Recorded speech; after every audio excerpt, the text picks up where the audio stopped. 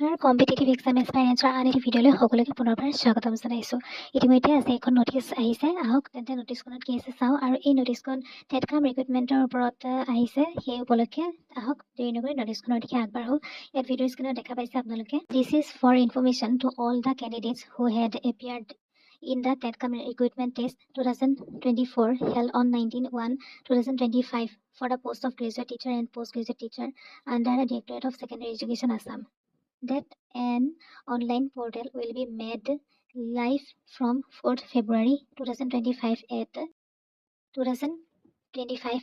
11:30 AM to 20th February 2025 অৰ্থাৎ 4 ফেব্ৰুৱাৰীৰ পৰা এটা পৰ্টেল ওপেন কৰিছে আৰু টাইমটো দিছে 11:30 পৰা AM আৰু লগতে 20 ফেব্ৰুৱাৰীলৈকে ওপেন থাকিব। 4 তাৰিখৰ পৰা 20 তাৰিখলৈকে ওপেন থাকিব আৰু 4 তাৰিখে 11:30 বজাৰ পৰা ওপেন থাকিব। The link of which will be available in the website of the Directorate of Secondary Education Assam. তো এইটো ৱেবছাইটত গৈ পেলাই আমি ভিজিট কৰিব পাৰিম তাত। তাৰপিছত দিছে this portal will be facilitate the interested candidates to raise their objection against the answer key. তো আপোনালোকৰ যোনবিলাক কেণ্ডিডেটৰ আনচাৰ কি ওপৰত অবজেকশ্যন থাকে সেই কেণ্ডিডেটসকলে এই লিংকটোত যাব পাৰে আৰু ইয়াতে উল্লেখ কৰিছে of any question on payment of ₹500 only per question. So' এটা কুৱেশ্যনৰ ওপৰত যদি আপোনাৰ অবজেকশ্যন থাকে উল্লেখ কৰিছে পাৰ কুৱেশ্যনৰ, তেতিয়া আপোনালোকে কি কৰিব পাৰে অবজেকশ্যন ক্লেইম কৰিব পাৰে আৰু এটা কুৱেশ্যনৰ ক্ষেত্ৰত আপোনালোকে ₹500 পে' কৰিব লাগিব। Objection must be supplemented with proper justification and any objection without justification will be treated as null and void.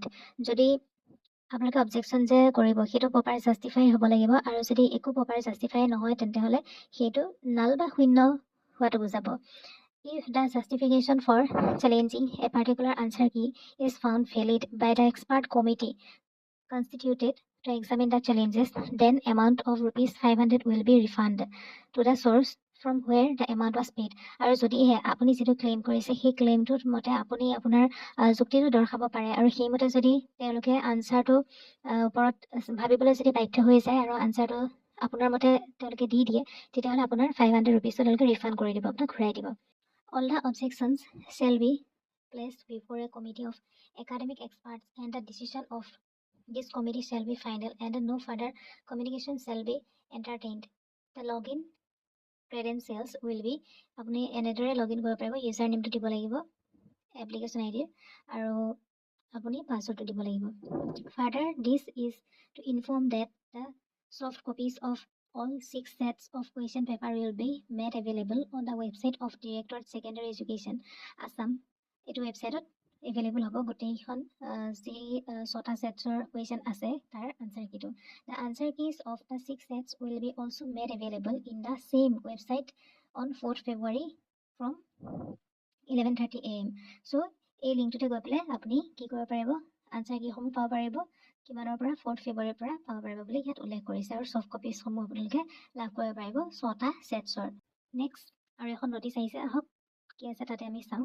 This is the information to all the candidates who had appeared in the TETCAM Recruitment Test 2024 held on 2025 19 তাৰিখে যিটো হৈছিলে graduate teacher and post graduate teacher under the Directorate of Secondary Education Assam. That on an online portal will be made live from downloading the soft copy of OMR sheet from 3rd February. তো OMR sheetটো আপুনি download কৰিব পাৰিব কেতিয়াৰ পৰা 3rd ফেব্ৰুৱাৰীৰ পৰা download কৰিব পাৰিব। ইয়াৰ আগতো দিলে যে 6টা ছেটৰ কি কৰিব পাৰে কুৱেশ্যনৰ আনচাৰটো আহিব আৰু এতিয়া কৈছে যে আপুনি OMR ডাউনলোড কৰিব পাৰিব। ইয়াত OMR ওপৰত ফ'কাছ কৰিছে আৰু সেইটো কেতিয়াৰ পৰা পাৰিব আপুনি 3 ফেব্ৰুৱাৰীৰ পৰা পাৰিব আৰু ইয়াতেও টাইমটো উল্লেখ কৰিছে 11:30 AM পৰা আৰু কেতিয়ালৈকে 20 ফেব্ৰুৱাৰীলৈকে পাৰিব। And the link which will be available the website of the Directorate of Secondary Education Assam. এইটো ৱেবছাইটত গৈ পেলাই আপুনি OMRটো ল'ব পাৰিব। This portal will facilitate interested candidates to obtain the scanned copy of their OMR answer sheets on payment ₹50. তো আপোনালোকে ₹50 দি পেলাই ইয়াৰ পৰা কি কৰিব পাৰিব আপোনাৰ OMRটো ল'ব পাৰিব আৰু ইয়াতে কেনেকৈ আপুনি পাব ইউজাৰ নেম দিব লাগিব পাছৱৰ্ড দিব লাগিব।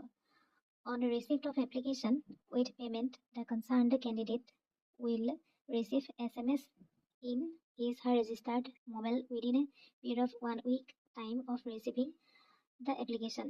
After receipt of SMS, the applicant can download the scanned copy of OMR answer sheet by logging in using the same credentials. So আপুনি এই লিংকটোৰ থ্ৰুদি গৈ পেলাই আপুনি কি কৰিব পাৰিব আপোনাৰ OMRটো ল'ব পাৰিব এইটো প্ৰচেছৰ জৰিয়তে। চ' আপুনি এখন ক্লিয়াৰ কৰি দিছোঁ, আপোনালোকে ডিটেইলছ পঢ়ি ল'ব ইয়াতে যদি কিবা কনফিউজন আছে। চ' এই দুখন নটিচ আহিছে, আশা কৰিছোঁ আপোনালোকে বুজি পাইছে। চ' আজিৰ ভিডিঅ'টোত আছিলে ইমানেই। এনেধৰণৰ ইনফৰ্মেটিভ ভিডিঅ'সমূহ পাই থাকিবৰ কাৰণে আমাৰ চেনেলটো ছাবস্ক্ৰাইব কৰি দিব আৰু কাষতে থকা বেল আইকনটো প্ৰেছ কৰি অল কৰি দিব। Thank U.